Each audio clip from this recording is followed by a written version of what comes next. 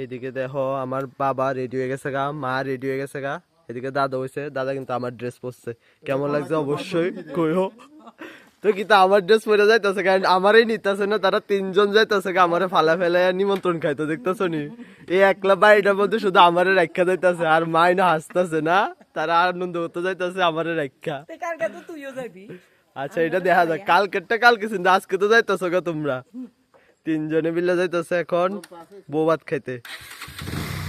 উঠো উঠো তাড়াতাড়ি,